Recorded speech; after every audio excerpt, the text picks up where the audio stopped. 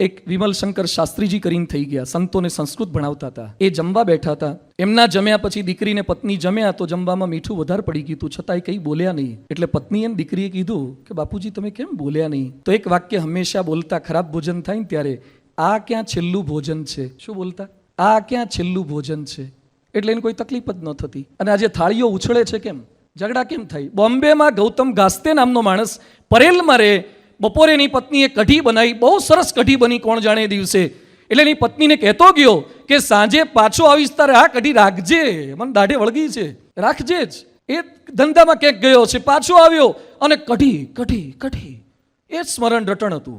અને જમવા બેઠો, બીજું આવ્યું પણ કઢી ન આવી. એટલે પેલો તાડું કયો કઢી ક્યાં?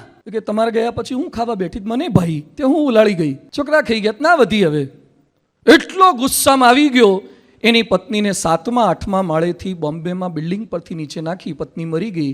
અત્યારે બોમ્બેની સેન્ટ્રલ જેલમાં રોજ હાંજે કઢી ખાય છે. તે થોડી વાર ખમી ગયો હતો, ન બની દે બીજા દાડે. થિંક ડિફરન્ટ યાર. નાની નાની બાબતની અંદર કેમ મિજાજ ગુમાવી બેસો છો? આવા નિર્ણય પર આવી જાઓ છો. કોઈ પણ પરિસ્થિતિની અંદર અગવડો આવશે, પ્રતિકૂળતાઓ આવશે, બધું આપણું ધાર્યું ન થાય.